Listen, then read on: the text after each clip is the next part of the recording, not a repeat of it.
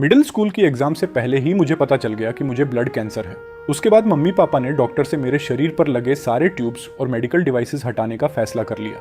मरने से पहले मम्मी पापा ने जैसे मुझसे हिसाब साफ करते हुए कहा, इस पूरी जिंदगी में हमने तुम्हारे साथ कभी बुरा नहीं किया। दूसरों के बच्चों के पास जो कुछ था वो सब तुम्हारे पास भी था। लेकिन फिर उन्होंने कहा, हमारे परिवार के पास इतना पैसा नहीं है, तुम्हारे मम्मी पापा भी बस आम लोग हैं। डॉक्टर ने कहा है कि तुम्हारी बीमारी अब किसी भी तरह ठीक नहीं हो सकती। अगर हम अपना घर जायदाद सब बेचकर भी तुम्हारा इलाज कराएं, तब भी हमें तुम्हारे बड़े भाई को यूनिवर्सिटी भेजना है और उसकी शादी के लिए घर भी देना होगा। अगर शादी के वक्त उसके पास घर नहीं होगा तो उससे शादी कौन करेगा? तभी मम्मी कांपती हुई आवाज में बोली, तो फिर हम आगे इलाज नहीं करवाएंगे, ठीक है? ऐसा लग रहा था जैसे वो मुझसे पूछ रही हो, लेकिन सच में वो पहले ही फैसला कर चुकी थी। फिर बगल में खड़े पापा ने भी धीरे से कहा, तुम भी चाहते हो ना कि तुम्हारा बड़ा भाई अच्छी जिंदगी जी? जैसे ही उन्होंने मेरा इलाज बंद करने का फैसला किया, मम्मी पापा ने डॉक्टर से मेरे शरीर पर लगी सारी ट्यूब्स निकलवा दी।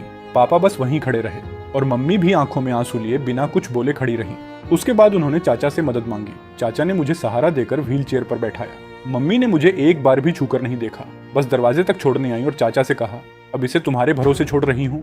चाचा ने भी बिना कुछ कहे बस सिर हिला दिया। उस वक्त मैंने आंसुओं से भरी आंखों से मम्मी की तरफ देखकर पूछा, माँ क्या मैं घर नहीं लौटूंगा? लेकिन जिस पल उन्होंने मुझे छोड़ने का फैसला किया था, उसी पल से मेरा कोई घर नहीं बचा था। बस मुझे उस वक्त इसका एहसास नहीं था। असल में वो मुझे कभी घर वापस लेकर ही नहीं गए। रास्ते में चाचा ने कहा, तुम्हारे बड़े भाई की यूनिवर्सिटी एंट्रेंस एग्जाम आने वाली है, अगर तुम घर पर रहोगे तो उसका ध्यान भटक जाएगा। और तुम भी तो नहीं चाहोगे कि मम्मी पापा और तुम्हारा भाई हर दिन तुम्हें इस हालत में देखें, है ना? मैंने आंसू पोंछते हुए सिर हिला दिया और पूछा, तो फिर मैं कहाँ जाऊँ? मुझे किस तरफ जाना चाहिए? लेकिन चाचा ने कोई जवाब नहीं दिया। वो बस चुपचाप गाड़ी चलाते रहे। करीब 3 घंटे बाद चाचा मुझे एक छोटे से घर में लेकर गए। वो जगह जंगल के बीच एक छोटा सा गांव था और चारों तरफ खेत ही खेत थे। ऐसा लग रहा था जैसे उस छोटे से घर का दुनिया से कोई रिश्ता ही नहीं था। उसके बाद चाचा ने मुझे उस घर में बंद कर दिया। वो हर दिन सिर्फ खाना देकर चले जाते थे। मैं उस छोटे से घर में, जहाँ ठीक से 4 कदम भी नहीं चल सकता था, इधर उधर टहलते हुए अचानक महसूस करने लगा जैसे मुझे जिंदा ही किसी कब्र में बंद कर दिया गया हो। उस वक्त मेरे मन में बार बार यही ख्याल आता था, भैया अभी क्या कर रहे होंगे? क्या वो होमवर्क कर रहे होंगे? क्या माँ फिर से उनके लिए चिकन सूप बना रही होंगी? मैं सोचने लगा, अगर मैं घर पर होता तो भैया पूरा चिकन खुद खा लेते, लेकिन दोनों चिकन विंग्स हमेशा मेरे लिए बचा कर रखते। सिर्फ 2 विंग्स खाकर भी मैं बहुत खुश हो जाता था। यही सब सोचते सोचते जब मैंने आंखें बंद की तो मुझे लगा जैसे भैया मुस्कुराते हुए मेरी तरफ देख रहे हों। उन्होंने मुझे गोद में उठाकर सोफा पर बैठाया और कार्टून देखते हुए कहा, डरो मत, मैं हूं ना। उसके बाद मैं फिर कभी नहीं जागा। जब दोबारा मेरी आंख खुली तो मैं उस उदास छोटे से घर में नहीं था, बल्कि अपने ही घर में था। दोपहर की धूप ड्राइंग रूम में फैल रही थी। मम्मी चाचा से बात कर रही थी। चाचा की आंखें लाल थीं और उनका चेहरा बहुत उदास लग रहा था।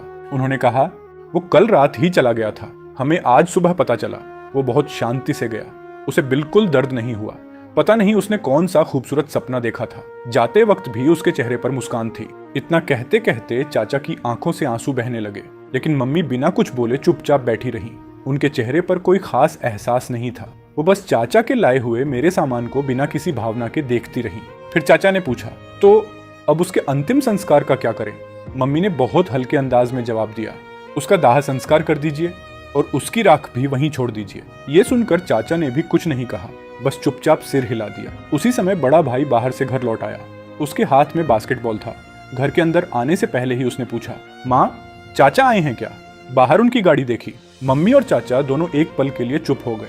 भैया घर के अंदर आए और मुझे ढूंढते हुए मेरे कमरे तक गए, लेकिन मैं कहीं नहीं मिला। फिर उन्होंने हैरानी से चाचा की तरफ देखकर पूछा, चाचा शिरान आपके साथ वापस नहीं आया? माँ ने कहा था वो आपके साथ गांव गया है, थोड़ा खेलकर वापस आ जाएगा। वो कहाँ है? तभी मम्मी ने चोरी से चाचा की तरफ इशारा किया। चाचा जल्दी से बोले, शिरान अभी तुम्हारी दादी के साथ है, समर वेकेशन खत्म होने के बाद ही वापस आएगा। तभी मुझे समझ आया, भैया को मेरी बीमारी के बारे में बिल्कुल भी पता नहीं था। उन्हें सिर्फ इतना मालूम था कि मैं बार बार बीमार पड़ जाता हूँ और माँ मुझे हॉस्पिटल ले जाती है। चाचा की बात सुनकर भैया ने भौहें सिकोड़ ली और बोले, लेकिन समर वेकेशन खत्म होने में अभी 1-2 महीने बाकी हैं, वो तब तक वापस नहीं आएगा? क्या वो वहीं खेलता रहेगा? मम्मी ने उनके हाथ से बैग लेते हुए कहा, अरे रहने दो, उसे खेलने दो, तुम उसकी चिंता मत करो। लेकिन भैया को ये बात पसंद नहीं आई। उन्होंने कहा, किसने कहा? शिरण बहुत होशियार है। जब से मैं रोज उसका होमवर्क देख रहा हूँ, उसके मार्क्स लगातार बढ़ रहे हैं, इसलिए मुझे आगे भी उसका ध्यान रखना होगा। इतना कहकर भैया ने चाचा की तरफ मुड़कर कहा, चाचा कल सुबह शीरण को घर वापस ले आइएगा प्लीज। चाचा ने कोई जवाब नहीं दिया। उनकी आंखें फिर से लाल होने लगीं, इसलिए वो तुरंत मुड़कर बाहर चले गए। मम्मी उन्हें बाहर तक छोड़ने गईं।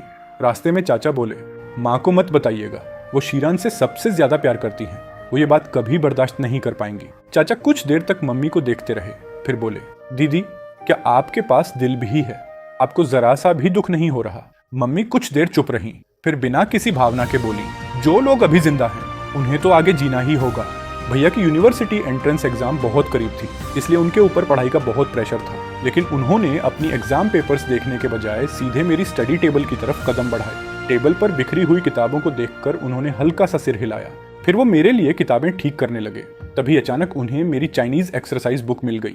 जैसे ही उन्होंने उसे खोला, उन्हें उसके अंदर डेट के नीचे मेरे हाथ से बने 2 छोटे चिक्सन्स की ड्राइंग दिखाई दी। वो ड्राइंग मैंने सुशी और लिटिल डकलिंग्स के मम्मी पापा की तरह दौड़ सके इसीलिए बनाई थी। उसे देखकर भैया हंस पड़े और उसके बगल में पेंसिल से एक लाइन लिख दी, शरारती, ठीक से पढ़ाई नहीं करता ना, बदमाश। उसके बाद उन्होंने मेरी सारी किताबें अच्छी तरह अरेंज कर दी और मेरी नोटबुक में एक डिटेल्ड स्टडी प्लान बनाकर लिख दिया। उन्होंने अच्छे से हिसाब लगाया कि मैं एक दिन में कितने वर्ड्स याद कर सकता हूँ, कितना होमवर्क कर सकता हूँ, और उसी हिसाब से पूरा शेड्यूल लिखा।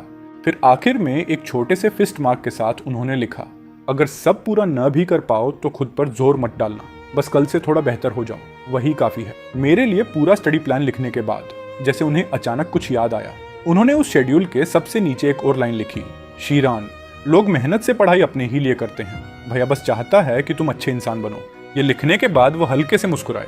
शायद उन्हें पहले से ही दिख रहा था कि ये लाइन पढ़ने के बाद मैं पूरी मेहनत और लगन से पढ़ाई करूंगा। उसी समय मम्मी किचन में खाना बना रही थी। जब से मैं छोटा था मुझे मम्मी के साथ किचन में रहना बहुत पसंद था। जब भी मम्मी खाना बनाती थी मैं उनके पास खड़ा होकर सामान पकड़ाता था और पूरी सीरियसनेस के साथ उनकी मदद करता था। मैं हमेशा सोचता था कि ये किचन एक ऑपरेशन थिएटर है। मम्मी चीफ सर्जन है और मैं उनका छोटा असिस्टेंट हूँ जो उन्हें इंस्ट्रूमेंट्स पकड़ाता है। बचपन में मैंने फिल्मों की तरह असिस्टेंट डॉक्टर को सर्जन का पसीना पोंछते देखा था, इसलिए मैं भी एक छोटा तौलिया लेकर मम्मी का चेहरा पोंछा करता था। मम्मी मेरी हरकतों पर हमेशा हंस देती थी और प्यार भरी आवाज में कहती थी, अरे मेरे छोटे असिस्टेंट, जरा मम्मी के लिए अंडा तो ला दो। धीरे धीरे साल बीतते गए। किचन में माँ बेटे का साथ रहना मम्मी की आदत बन गया। अब उनके लिए खाना बनाना कोई अकेला या बोरिंग काम नहीं रह गया था। लोग कहते हैं जब कोई अपना अभी अभी इस दुनिया से जाता है तब किसी को भी तुरंत उसकी कमी का एहसास नहीं होता, लेकिन फिर आखिर वो पल कब आता है जब सच में महसूस होता है कि वो इंसान अब कभी वापस नहीं आएगा। शायद जब आप आदत के मुताबिक 2 टमाटर लेने के लिए हाथ बढ़ाते हैं। उस वक्त मम्मी ने बिना कुछ सोचे पहले अंडे को पैन में डालकर फ्राई किया। जब वो पक गया तो प्लेट में निकाल दिया। फिर पीछे मुड़कर चाकू उठाया और आदत के मुताबिक उस टमाटर को लेने के लिए हाथ बढ़ाया जो मैं हमेशा उन्हें पकड़ाया करता था। लेकिन मम्मी की हरकत अचानक वहीं रुक गई। उन्होंने सिर उठाकर देखा, पूरे किचन में कोई नहीं था। चारों तरफ सिर्फ खालीपन था। पूरा घर भी बिल्कुल शांत था। मम्मी कुछ पल तक चुप खड़ी रहीं, फिर अचानक उनकी आंखों में आंसू भर आए। उसके बाद उन्होंने अपनी मुट्ठियां कसकर भींच लीं और रोने की आवाज और अपने सारे जज्बातों को बाहर आने से रोकने के लिए पूरी ताकत लगा दी। वो खुद को ऐसे दिखाने की कोशिश कर रही थी जैसे कुछ हुआ ही ना हो। आंसू लगातार बहते रहे, लेकिन उनके चेहरे पर अब भी कोई एक्सप्रेशन नहीं था। उन्होंने अपनी आंखें नीचे कर ली, ठंडे चेहरे के साथ ऐसे दिखाया जैसे सब ठीक हो। फिर फ्रिज से टमाटर निकाला और सिर झुकाकर उसे काटने लगी। फिर अचानक उन्हें एक बात याद आई। इतने सालों तक खाना बनाते हुए उन्होंने मुझसे कभी नहीं पूछा था, बेटा आज क्या खाना खाओगे? वो हमेशा सिर्फ बड़े भाई से ही पूछा करती थी और भैया हमेशा कहते, कुछ भी बना लो, मुझे सब चलेगा। लेकिन मैं मम्मी के पास खड़ा होकर हमेशा मुस्कुराते हुए कहता था, माँ मुझे तो सब पसंद है। दूसरी तरफ चाचा मेरे अंतिम संस्कार का काम पूरा करने के लिए फिर से उस गांव लौट गए। उन्होंने मेरा दाह संस्कार करवाया, फिर मेरी राख का कलश उठाकर अकेले उसी छोटे से घर में वापस पहुंचे। रात हो चुकी थी। जब वो उस छोटे से घर में दाखिल हुए, अंदर बिल्कुल अंधेरा था। तभी उनके दिमाग में अचानक मेरी वो तस्वीर उभर आई जब मैं जिंदा था और उसी घर में लेटे लेटे अपनी मौत का दिन बिना किसी उम्मीद के इंतजार करता रहता था। मैं हमेशा दरवाजे की तरफ पीठ करके दीवार की तरफ मुंह करके लेटा करता था। चाचा ने मेरी राख का कलश नीचे रखा और कमरे को साफ करने लगे। तभी लैंटर्न की हल्की रोशनी में उनकी नजर उस दीवार पर पड़ी जिसे मैं हर दिन घूर कर देखा करता था। उस दीवार पर मैंने अपने गुजरे हुए दिनों का हिसाब लिखा हुआ था। मैंने एक छोटे से पत्थर से दीवार पर छोटे छोटे निशान बनाकर हर दिन काउंट किया था और उन निशानों के ऊपर टेढ़ी मेढ़ी लिखावट में एक लाइन भी लिखी हुई थी। उसमें लिखा था, जब मैं ये सारे निशान पूरे कर लूंगा तब मम्मी मुझे लेने आएंगी और मुझे घर वापस ले जाएंगी। लेकिन उस लाइन के नीचे बना आखिरी निशान अभी पूरा भी नहीं हुआ था। उसकी सिर्फ आखिरी लाइन बाकी थी और उसी रात मेरी मौत हो गई। ये देखकर चाचा पूरी तरह चुप हो गए। उन्होंने आंखें बंद कर ली, कमरे को समेटा और बिना कुछ कहे वहां से निकल गए। जब चाचा घर पहुंचे, दादी आंगन में बैठी थी। आंगन की हल्की रोशनी में उन्होंने चश्मा लगाया हुआ था और हाथ में एक बहुत पुरानी मोटी फोटो एल्बम पकड़ी हुई थी। उन्हें देखकर साफ लग रहा था कि वो बहुत नाराज हैं और मुझे पता था कि वो नाराज क्यों हैं। पहले मैं हर 2 दिन में एक बार दादी को फोन किया करता था। एक बार ऐसा हुआ कि मैंने लगातार 2 दिन उन्हें कॉल नहीं की। तब दादी गुस्सा होकर बोली थी, तेरा फोन आए तो जैसे आधा महीना हो गया। मैं हंसते हुए बोला था, अरे दादी, आधा महीना कहाँ, अभी तो सिर्फ 2 दिन हुए हैं। दादी ने मुंह बनाकर कहा, 2 दिन भी कोई कम होते हैं क्या? तूने पूरे 2 दिन मुझे फोन क्यों नहीं किया? अगर ऐसा ही करना है तो फिर जिंदगी भर फोन मत करना, मान लेना कि मैं मर गई। उस वक्त जब दादी मुझसे नाराज हुई थी तब मैं हंस पड़ा था और उनसे प्रॉमिस किया था कि अब से हर 2 दिन में एक बार जरूर फोन करूंगा। और अब दादी उसी फोन को कसकर पकड़े बैठी थी। वो सोने भी नहीं गई, बस मेरे फोन का इंतजार करती रही। उसी समय पड़ोस के एक अंकल ने चाचा को वापस आते देखा और कहा, अरे तुम आ गए। तुम्हारी माँ इन दिनों रोज फोन हाथ में लेकर पूछती रहती हैं कि क्या फोन खराब हो गया है या बैलेंस खत्म हो गया है, जरा उनका फोन जाकर देख दो। चाचा जानते थे कि दादी किस हालत में। वो उनके पास गए और उनके हाथ से फोन ले लिया। फिर उन्हें घर के अंदर चलने को कहा, लेकिन दादी नहीं मानी। उन्होंने कहा, मेरा फोन वापस दो। चाचा बोले, कौन सा फोन? चलो अब जाकर सो जाओ। दादी ने तुरंत कहा, अगर शीरान का फोन आ गया और मैं उठा नहीं पाई तो मेरा फोन वापस दो। तब चाचा ने उन्हें समझाते हुए कहा, शीरान की एग्जाम पास आ गई है, वो बहुत बिजी है इसलिए टाइम नहीं मिल रहा। लेकिन दादी ने सिर हिलाकर कहा, मुझे पता है उसकी एग्जाम पास है, लेकिन शीरण ऐसा बच्चा नहीं है जो मुझे भूल जाए। वो तुम लोगों की तरह बेपरवाह नहीं है। चाहे कितना भी बिजी हो, वो मुझे जरूर याद करेगा क्योंकि वो मुझसे सबसे ज्यादा प्यार करता है। इतना कहकर दादी ने चाचा के हाथ से फोन वापस छीन लिया और चारपाई पर बैठकर बार बार स्क्रीन की तरफ देखने लगी। ये देखकर चाचा की आंखें फिर से लाल हो गईं। वो सच बताना चाहते थे लेकिन उनमें सच बोलने की हिम्मत नहीं थी। आखिर में चाचा ने अपनी आंखें पोंछी और झूठ बोल दिया, आज मैं शीरान से मिलने गया था। ये सुनते ही दादी की आंखें चमक उठी। उन्होंने खुशी से पूछा, सच? तुम उससे मिलने गए थे? चाचा ने सिर हिलाया और बोले, हाँ। शीरान ने कहा कि पहले वो ठीक से पढ़ाई नहीं करता था, उसने आपको चिंता न करने को कहा है। इस बार वो एग्जाम में बहुत अच्छे मार्क्स लाएगा। ये सुनकर दादी बहुत खुश हो गई और मुस्कुराकर बोली, अच्छा, अगर ऐसी बात है तो 1 महीने तक फोन न करे तब भी चलेगा। फिर तुरंत अपनी बात बदलते हुए बोली, नहीं, 1 महीना तो बहुत ज्यादा हो जाएगा, इतना भी नहीं चलेगा। फिर उन्हें अचानक कुछ याद आया। उन्होंने खुशी से कहा, कल संडे है, वो कल तो पक्का वीडियो कॉल करेगा। उसके बाद दादी चारपाई पर आराम से लेट गईं और अपना सबसे कीमती फोन सिरहाने रख लिया। उनकी आंखें बंद थीं, लेकिन उनके दिमाग में बस यही चल रहा था कि जब कल मेरा फोन आएगा तो 5 दिन तक फोन न करने की बात पर वो मुझसे कैसे नाराजगी जताएंगी। यही सोचते सोचते दादी मुस्कुराते हुए सो गईं। उस रात पापा काम से बहुत देर से घर लौटे। जब वो कॉलोनी में पहुंचे तब रात के 12 बज चुके थे। चारों तरफ सन्नाटा था, सिर्फ कुछ आवारा कुत्ते कूड़े में खाना ढूंढ रहे थे।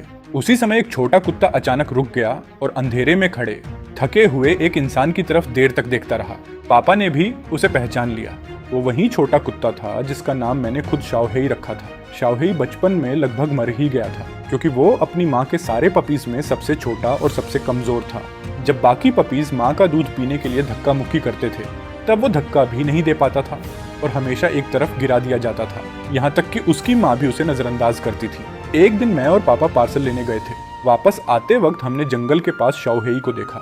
उसकी माँ उसके पास ही थी लेकिन फिर भी उसे बिल्कुल इग्नोर कर रही थी। ये देखकर मुझे बहुत दुख हुआ। मैंने पापा का हाथ पकड़कर पूछा, पापा क्या हम इसे घर नहीं ले जा सकते? पापा ने एक नजर उसे देखा और बोले, नहीं, तुम्हारे बड़े भाई को पढ़ाई करनी है, ऐसे जानवर कैसे पाल सकते हैं?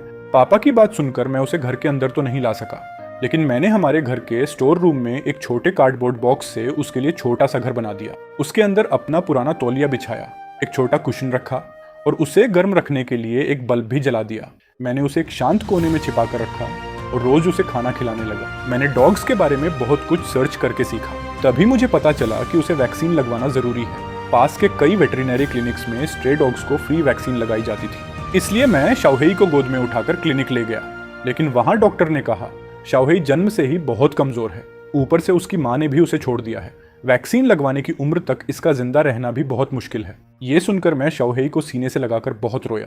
उसी समय शाओहेई जैसे मेरी फीलिंग्स समझ गया। उसने धीरे से मेरा गाल चाटा। उसकी मासूम आंखों में चिंता और उदासी साफ दिखाई दे रही थी। उसे समझ नहीं आ रहा था कि मैं क्यों रो रहा हूँ, लेकिन वो मुझे दिलासा देना चाहता था। मैंने सिर हिलाया। उसकी आंखों में देखकर एक एक शब्द साफ कहा, शाओहेई, याद रखना तुम कर सकते हो। तुम्हें मेरे लिए हर हाल में जिंदा रहना है। और सच में बाद में शाओहेई वैक्सीन लगवाने वाले दिन तक जिंदा रहा। जब मैं उसे दोबारा गोद में उठाकर क्लिनिक ले गया तो डॉक्टर ने हमें देखकर मुस्कुराते हुए पहले मेरे सिर पर हाथ फेरा, फिर शाओहेई के सिर पर हाथ रखकर कहा, प्यार हमेशा चमत्कार कर सकता है। उसके बाद शाओहेई दिन ब दिन बड़ा होता गया। धीरे धीरे वो पूरे मोहल्ले का सबसे दबंग कुत्ता बन गया। उसे लड़ाई करना बहुत पसंद था। वो किसी को भी नहीं छोड़ता था, लेकिन मेरे सामने वो पूंछ हिलाकर प्यार जताने वाला सबसे समझदार कुत्ता बन जाता था। और अब शाओहेई दूर खड़ा मेरे पापा को देख रहा था। फिर वो धीरे धीरे उनके पास आया और उनके पैरों और चप्पलों को सूंघने लगा। ऐसा लग रहा था जैसे वो मेरे बारे में पूछ रहा हो, जैसे मुझे ढूंढ रहा हो। लेकिन पापा बहुत चिड़चिड़े थे। उन्होंने उसे पैर से ठोकर मारकर दूर कर दिया। फिर भी शाओहेई ने हार नहीं मानी। वो थोड़ी दूर भागा और कुछ ही देर बाद फिर वापस दौड़ता हुआ आया। इस बार उसके मुंह में एक गुलाबी तौलिया था जिस पर अभी भी मेरी खुशबू बाकी थी। एक कपड़ा मुंह में दबाए वो पापा के पीछे पीछे आया। पापा उसे ढूंढते हुए आए क्योंकि उन्हें लगा कि उसने उसे कसकर पकड़ रखा है और वो उसे एक और लात मारने ही वाले थे। तभी अचानक पापा की नजर उसके मुंह में दबे उस छोटे तौलिया पर पड़ी और वो एकदम से जम गए। वो तौलिया वही था जो पापा ने मेरे लिए खरीदा था। उस समय मेरे लिए वो किसी अनमोल खजाने से कम नहीं था। जब भी मैं उस तौलिया को पकड़कर सोता था तभी मुझे सुकून से नींद आती थी, क्योंकि वो तौलिया पाना बिल्कुल आसान नहीं था। मैंने बहुत दिनों तक पापा से जिद की थी, तब जाकर उन्होंने वो तौलिया मुझे खरीद कर दिया था। पापा कुछ देर तक वहीं खड़े सोच में डूबे रहे। फिर वो शाओहेई के पीछे भागे और चिल्लाकर बोले, ये तौलिया तेरे पास कैसे आया? इसे मुझे दे। लेकिन शाओहेई तौलिया को मुंह में दबाकर भाग गया। पापा भी उसके पीछे लगातार दौड़ते रहे। दौड़ते दौड़ते अचानक पापा का पैर फिसल गया और वो जमीन पर गिर पड़े। फिर वो जोर जोर से रोने लगे। उन्होंने अपनी मुट्ठियां इतनी कसकर भींच लीं कि उन्हें जमीन पर मारते रहे। उनकी सिसकियों की आवाज चारों तरफ गूंज रही थी, लेकिन आखिर तक वो मेरा नाम तक नहीं ले पाए। उधर शाओहेई तौलिया को मुंह में दबाकर वापस उसी जगह पहुंच गया जहां वो रहता था। वो अंधेरी और तंग सी जगह में गोल होकर लेट गया और उसी तौलिया को अपने शरीर से लपेट लिया। लेकिन वो अभी भी नहीं सोया। वो बस दूर रात के आसमान को देखता रहा।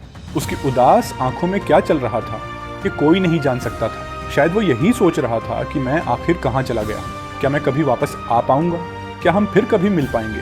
क्या मैं फिर कभी उसके सामने पहले की तरह दौड़ पाऊंगा? जब भी शाओहेई खुश होता था तो इतनी खुशी से उछलता था कि उसे देखकर लगता था जैसे उसे अपनी खुशी जताने का तरीका भी नहीं पता। लेकिन ऐसे शाओहेई को देखे हुए मुझे बहुत लंबा वक्त गुजर चुका था। उसके बाद पापा धीरे धीरे जमीन से उठे। उन्होंने अपनी धूल लगी पैंट झाड़ी और अपने सारे दुख को छिपाते हुए घर लौट आए। घर पहुंचकर उन्होंने जूते उतारकर रैक पर रखे। तभी उनकी नजर एक छोटे डिब्बे पर पड़ी जिसे स्नैक्स रखने के लिए बनाया गया था। उसके अंदर वो सारे स्नैक्स भरे हुए थे जो मैंने खास उनके लिए तैयार किए थे। पापा हर दिन काम से बहुत देर से लौटते थे और देर रात होने की वजह से वो खुद खाना बनाना नहीं चाहते थे, इसलिए मैंने उनके लिए पहले से बहुत सारे स्नैक्स तैयार करके रख दिए थे। उस डिब्बे पर मेरे लिखे हुए कई छोटे छोटे नोट्स भी लगे थे, जैसे ये वाला पैकेट सबसे पहले खाना, रात में खाते समय थोड़ा गर्म पानी भी पी लेना। पापा उन नोट्स को, जिन पर मैंने फलों और कार्टून की छोटी छोटी ड्राइंग्स बनाई थी, अपने हाथ से धीरे धीरे सहलाने लगे। फिर उन्होंने एक स्नैक उठाया, सोफे पर बैठ गए और बिना किसी एहसास वाले इंसान की तरह उसे चुपचाप खाने लगे। कुछ देर बाद माँ कमरे से बाहर आईं। उनकी आवाज पूरी तरह टूट चुकी थी। उन्होंने पापा की तरफ देखकर कहा, सुनिए। लेकिन माँ की बात पूरी होने से पहले ही पापा कुछ कहने वाले थे। तभी माँ ने उनकी बात काटते हुए कहा, वो मर गया। ये सुनते ही पापा के हाथ, जिनमें स्नैक था, एकदम सख्त हो गए। उन्होंने यकीन न आने वाली नजरों से माँ की तरफ देखा। उनकी आंखें लाल हो चुकी थीं और पूरा शरीर कांप रहा था। उन्होंने मुंह खोला, कुछ बोलने की कोशिश की, लेकिन एक भी शब्द बाहर नहीं निकला। तभी माँ ने आगे कहा, कल रात ही पापा आंसुओं के बीच बोले, मुझे बताया क्यों नहीं? हमें उसे देखने जाना चाहिए था। उसके आखिरी वक्त में हमें उसके साथ होना चाहिए था। वो अब कहाँ है? मैं उससे मिलने जाऊंगा। माँ ने धीमी आवाज में जवाब दिया, उसका अंतिम संस्कार हो चुका है। इतना कहकर माँ अपने कमरे में चली गई। पापा उनकी पीठ को देखते रहे। ऐसा लग रहा था जैसे किसी ने उनका दिल चीर दिया हो।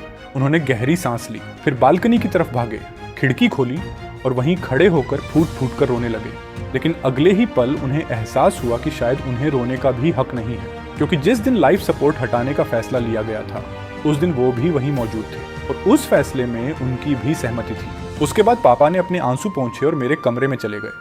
उन्होंने अलमारी खोली और मेरी सारी चीजें समेटना शुरू कर दिया। बिस्तर के नीचे रखे डिब्बे से उन्होंने मेरी पुरानी किताबें निकाली और एक एक करके करीने से जमाने लगे। बचपन की पसंदीदा स्टोरी बुक्स से लेकर बड़े होने पर पढ़े गए नॉवेल्स तक सब कुछ। मुझे आज भी याद है जब मैं नॉवेल्स छिप छिप कर पढ़ता था और पापा ने मुझे पकड़ लिया था। उन्होंने नॉवेल के 2-3 पन्ने पढ़े, फिर भौहें सिकोड़ कर पूछा था, ये कैसी किताबें हैं।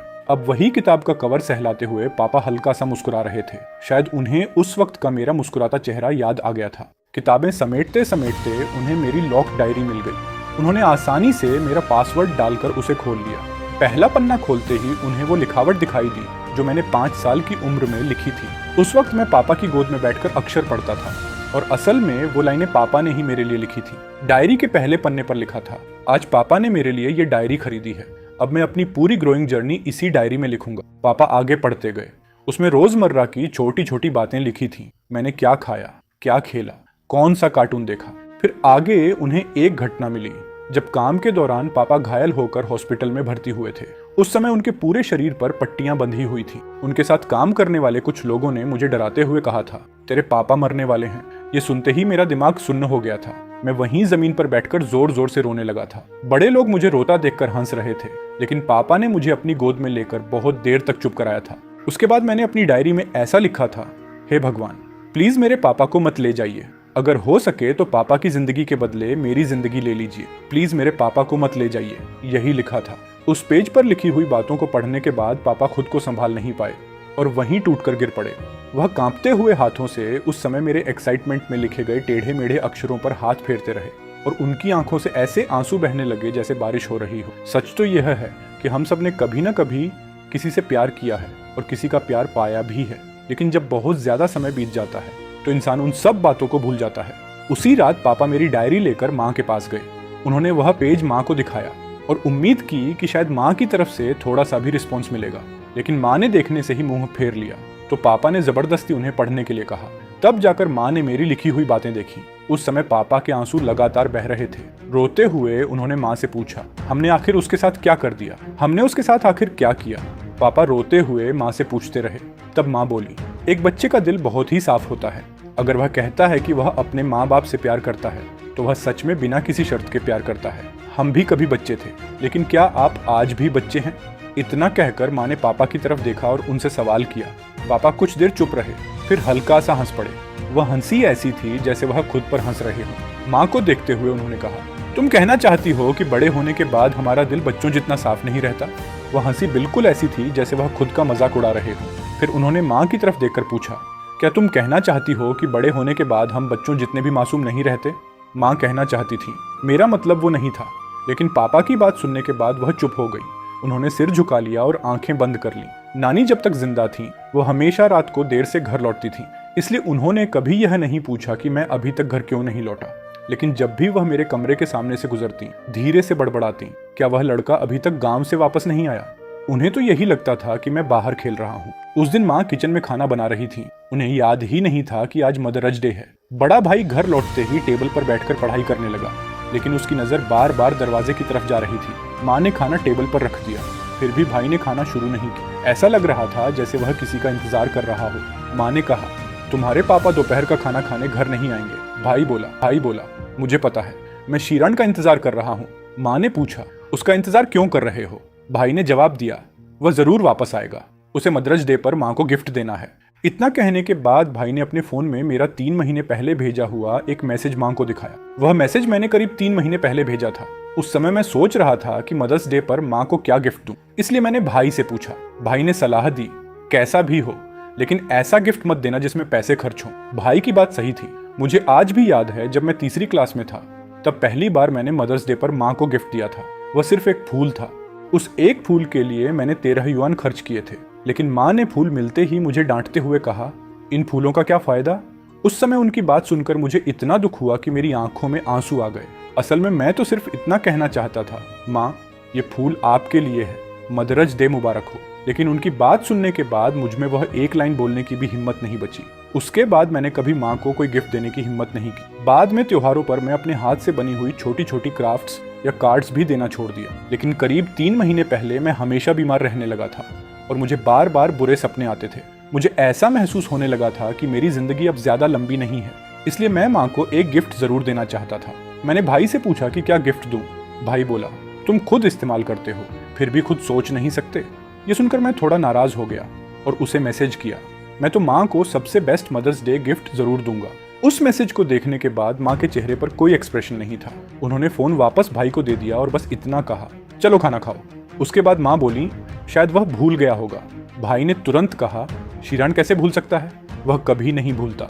तभी माँ अचानक गुस्से में आ गई और बोली, खाना है तो खाओ, उसका इंतजार करने की जरूरत नहीं है। भाई समझ नहीं पाया कि माँ इतनी छोटी सी बात पर इतना गुस्सा क्यों हो गई, लेकिन वह जानता था कि जब माँ एक बार कुछ कह देती हैं तो उनसे बहस नहीं करनी चाहिए।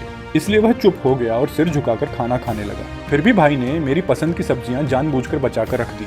थोड़ी देर बाद उसने कहा, अब मैं खा चुका हूँ। फिर वह टेबल से उठा, अपना बैग कंधे पर डाला और बाहर चला गया। उसके बाद माँ ने टेबल पर बचा हुआ खाना देखा। उनके चेहरे पर कोई एक्सप्रेशन नहीं था, लेकिन उनका पूरा शरीर कांप रहा था। एक हफ्ते से भी ज्यादा समय बीत गया, फिर भी मैं घर वापस नहीं आया। भाई की चिंता लगातार बढ़ती जा रही थी। उसने मुझे कई बार फोन किया, लेकिन मेरा फोन हमेशा स्विच ऑफ मिला। इसलिए उसने मेरे चाचा को फोन करके पूछा। तब चाचा ने कहा कि मैं गांव में दादी के साथ रहकर उनकी देखभाल कर रहा हूं और गांव में नहीं हूं। यह सुनकर बड़े भाई ने तय किया कि छुट्टी वाले दिन वह मुझसे मिलने जाएगा। लेकिन जैसे ही वह घर से बाहर निकलने लगा, माँ ने पीछे से उसका बैग पकड़कर रोक लिया। माँ बोली, क्या तुम्हें नहीं पता कि यूनिवर्सिटी स्टाफ एग्जाम में अब सिर्फ कुछ ही दिन बचे हैं? उसे घर वापस न आने के लिए मैंने ही कहा था। मुझे डर था कि वह तुम्हारी पढ़ाई में डिस्टर्ब करेगा। अगर चाहते हो कि वह जल्दी घर लौटे तो पहले अपना एग्जाम अच्छे से दो। माँ की बात सुनने के बाद भाई कुछ भी कहने की हिम्मत नहीं कर पाया और सिर्फ पढ़ाई करने लगा। माँ की बात सुनने के बाद भाई कुछ भी नहीं बोला और पूरी मेहनत से पढ़ाई करता रहा। लेकिन जैसे ही वह किताबों को देखता, उसके दिल में एक अजीब सा पछतावा और गिल्टी फीलिंग उठने लगती। इसी तरह उस छुट्टी वाले दिन हमारी क्लास टीचर घर पर आ गई। तब माँ ने उन्हें चाय देते हुए कहा, कुशिरान घर पर नहीं है, वह गांव गया हुआ है। मैंने स्कूल में पहले ही छुट्टी की जानकारी दे दी थी। माँ की बात सुनकर क्लास टीचर हल्का सा मुस्कुराई और बोली, अचानक परेशान करने के लिए माफ कीजिए, लेकिन मैं जानना चाहती थी कि कुशिरान हमेशा गांव में ही क्यों रहता है। आजकल स्कूल में बुलिंग के मामले बहुत बढ़ गए हैं, इसलिए स्कूल ने कहा है कि जो भी बच्चा रेगुलर स्कूल नहीं आ रहा उसकी वजह जरूर पता की जाए।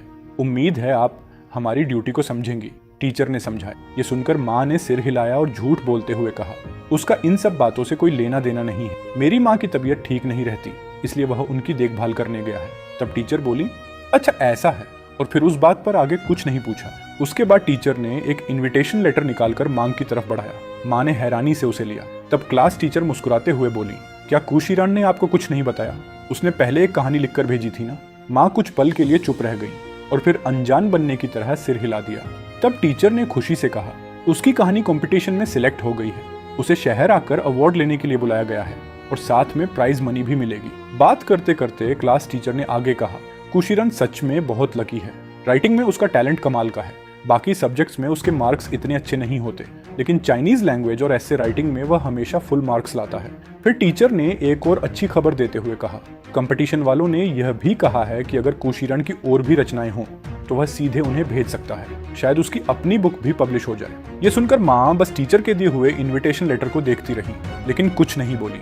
माँ लगातार उस इन्विटेशन लेटर को देखती रही और कुछ नहीं बोली। जब टीचर ने देखा कि माँ की तरफ से कोई रिस्पॉन्स नहीं आ रहा तो उन्होंने धीरे से पुकारा, बहन जी। तब माँ को होश आया और उन्होंने हल्का सा सिर हिलाया, लेकिन उनके चेहरे पर अब भी कोई भाव नहीं था। फिर उन्होंने शांत आवाज में पूछा, ठीक है, मुझे पता चल गया, क्या और कोई बात है? माँ का ठंडा रवैया देखकर टीचर ने ज्यादा कुछ नहीं कहा।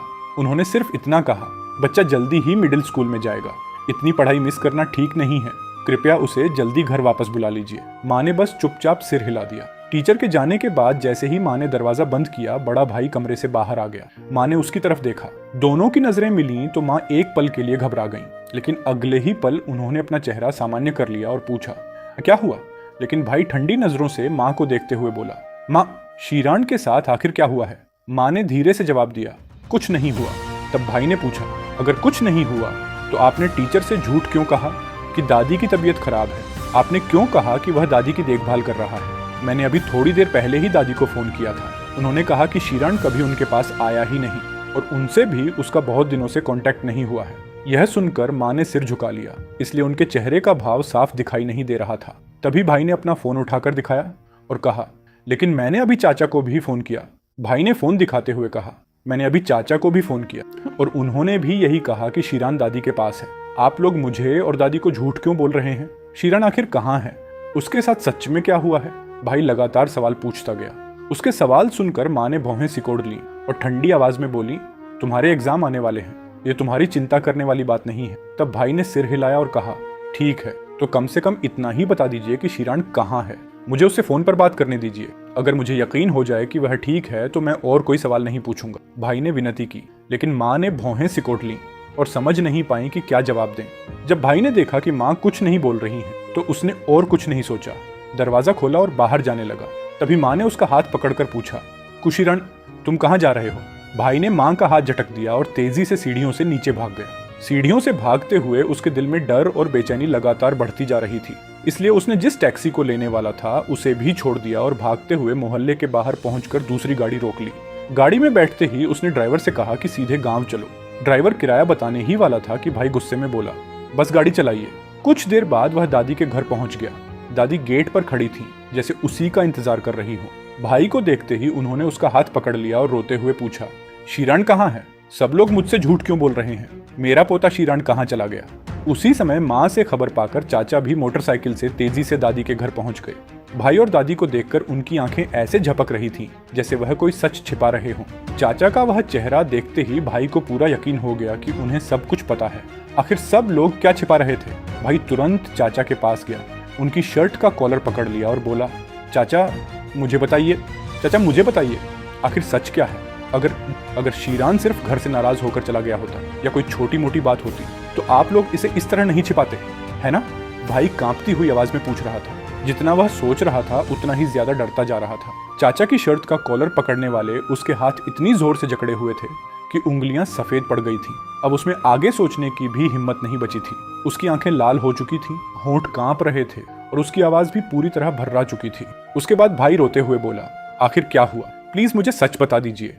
भाई की ये हालत देखकर अंकल भी खुद को और रोक नहीं पाए। उन्होंने अपने चेहरे पर बह रहा पसीना और आंखों से गिरते आंसू जोर से पोंछे, फिर दूसरी तरफ मुड़कर काफी देर तक अपने जज्बातों से लड़ते रहे।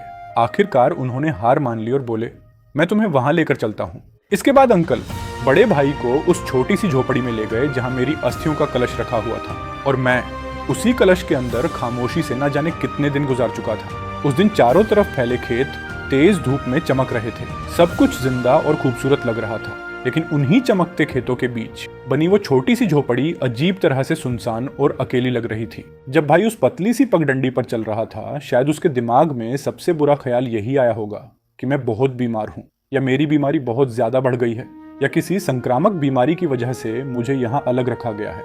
लेकिन उसने कभी ये नहीं सोचा होगा कि हकीकत इससे भी कहीं ज्यादा दर्दनाक होगी। जैसे ही उसने झोपड़ी के अंदर देखा, वो चौंक कर बोला, ये क्या है? भाई झोपड़ी के दरवाजे पर बिल्कुल जड़ होकर खड़ा रह गया।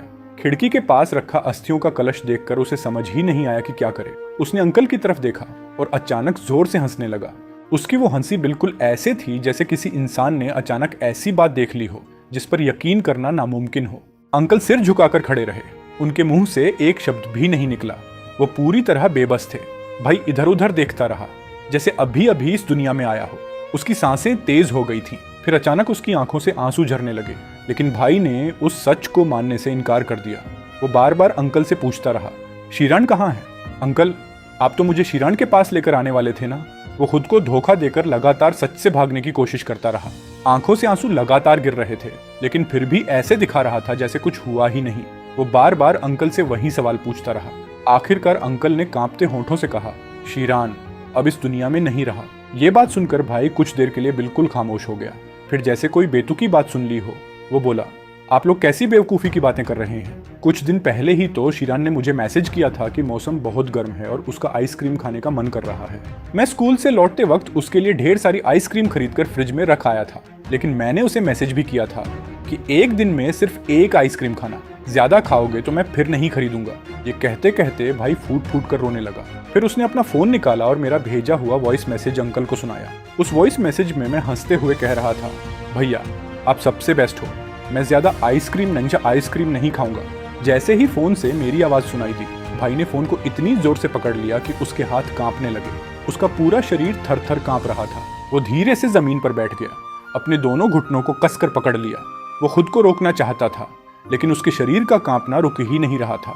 वो लगातार गहरी गहरी सांसें ले रहा था। उसे रोना था, लेकिन उसके गले से आवाज तक नहीं निकल रही थी। बेहद गहरा दुख उसके सीने में लगातार जमा होता जा रहा था। उसी दर्द ने उसकी आंखों को आंसुओं से पूरी तरह धुंधला कर दिया। उसके बाद अंकल और भाई दोनों वापस दादी के घर लौट आए। उस वक्त भाई बाहर से काफी शांत दिख रहा था। उसने दादी को गले लगाया, उनकी पीठ थपथपाई और धीरे से बोला, दादी आप चिंता मत करो, शीरण बस एग्जाम नहीं देना चाहता था, इसलिए अंकल के घर जाकर छिप गया है। मैं अब भी उसे अच्छी तरह डांट कर आया हूँ। दादी आधा यकीन और आधा शक वाली नजरों से भाई की आंखों में देखती रही। भाई की आंखें पूरी तरह लाल हो चुकी थी, लेकिन फिर भी वो पूरी कोशिश कर रहा था कि सब कुछ नॉर्मल लगे।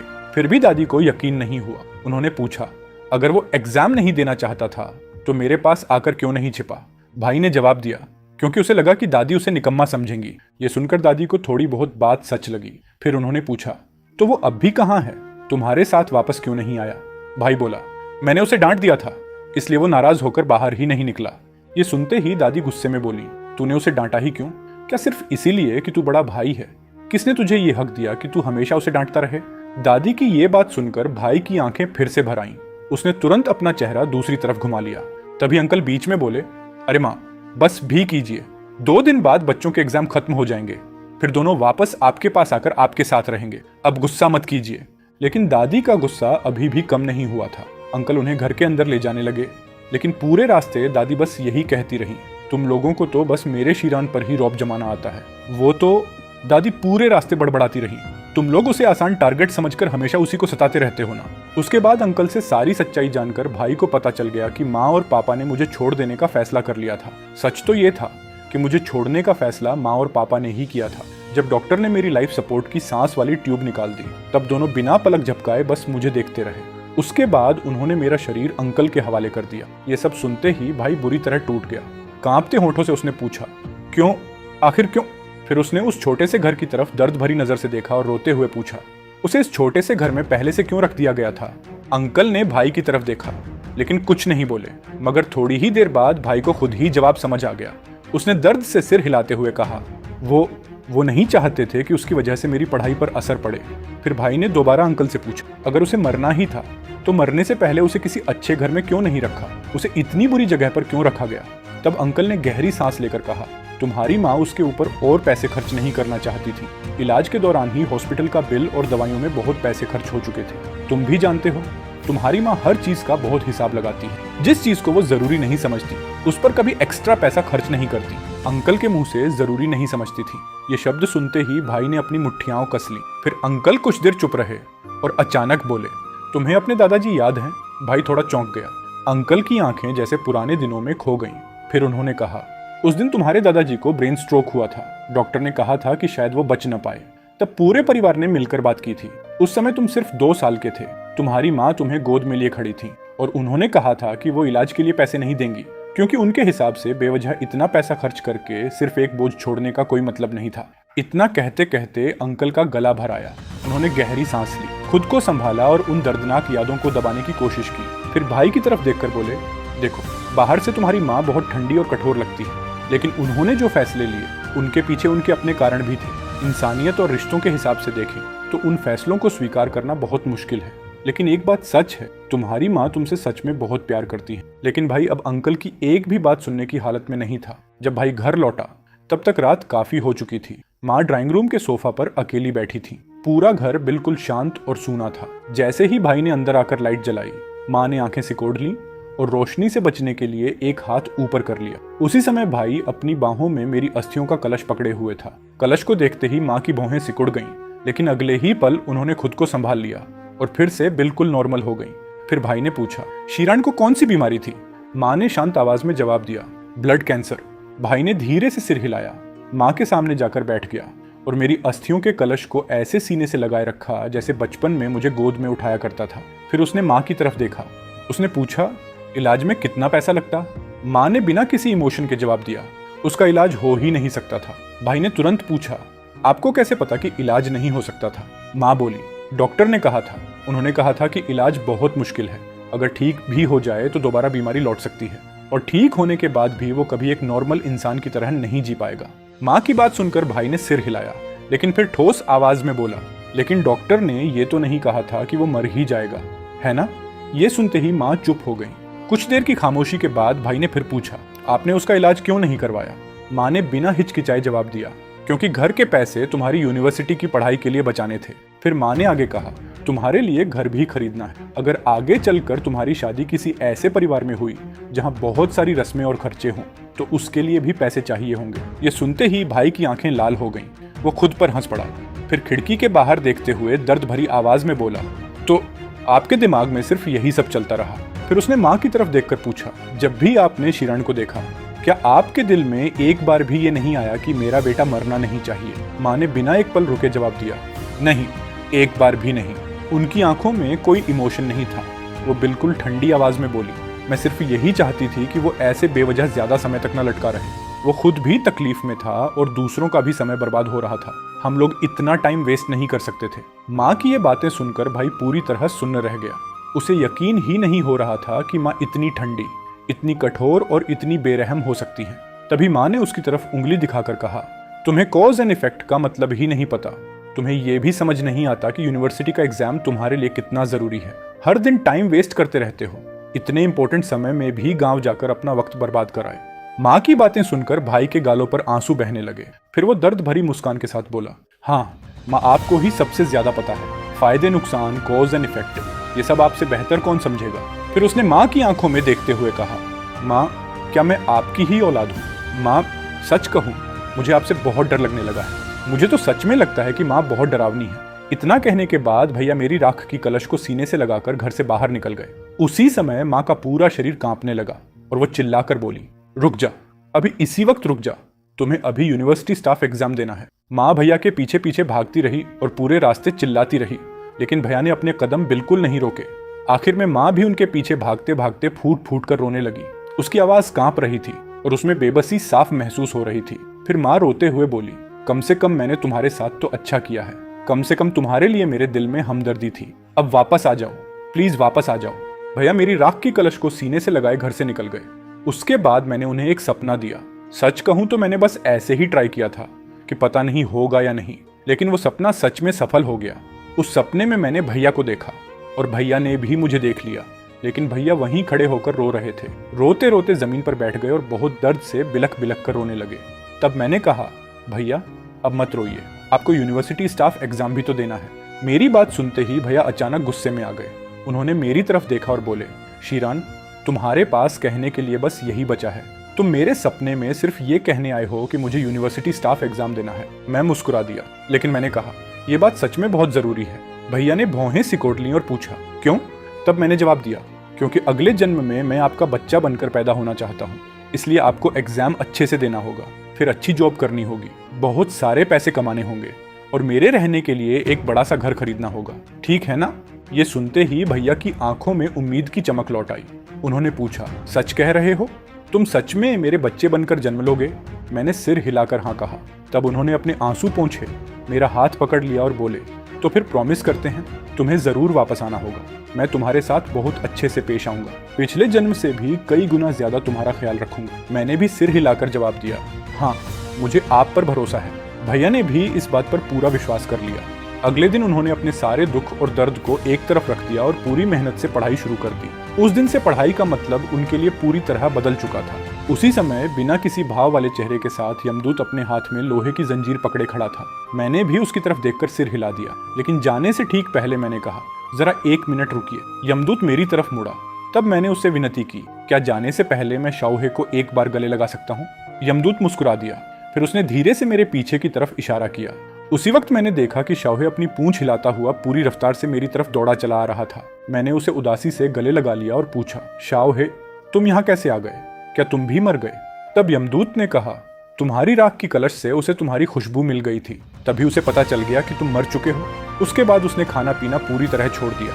ये सुनकर मैंने उसे कसकर गले लगा लिया और फूट फूट कर रो पड़ा। मैंने कहा, शाओहे, तुम इतने जिद्दी क्यों हो? यमदूत शाओहे को देखते हुए धीरे से बोला, क्योंकि कुत्ते इंसानों जैसे नहीं होते। वो इतना हिसाब किताब नहीं लगाते। उन्हें फायदे, भविष्य या उज्जवल कल जैसी बातें समझ नहीं आती। उन्हें सिर्फ इतना पता होता है कि उनका अपना इंसान कहाँ है, और फिर वो बिना कुछ सोचे उसी इंसान की तरफ दौड़ पड़ते हैं, चाहे उसकी कीमत मौत ही क्यों ना हो। मैंने भी शाओ हे को और कसकर गले लगा लिया। वो तो बहुत खुश था। पता नहीं इस छोटे से पागल कुत्ते को ये भी पता था या नहीं कि वो खुद भी मर चुका है। मैं रोऊं या हंसूं समझ नहीं पा रहा था। उसे गले लगाए हुए मैं यमदूत के पीछे पीछे चल पड़ा और मौत के रास्ते पर आगे बढ़ने लगा। मैंने फिर कभी पीछे मुड़कर नहीं देखा और हम फिर कभी नहीं मिले। जिस जिंदगी में मुझे थोड़ी सी मोहब्बत मिली लेकिन पूरा प्यार कभी नहीं मिला, मेरी वो छोटी सी जिंदगी यहीं आकर हमेशा के लिए खत्म हो गई। इसी के साथ हमारा ये वीडियो यहीं पर खत्म होता है। अगर वीडियो अच्छी लगी तो प्लीज ज्यादा से ज्यादा लाइक और कमेंट करो यार।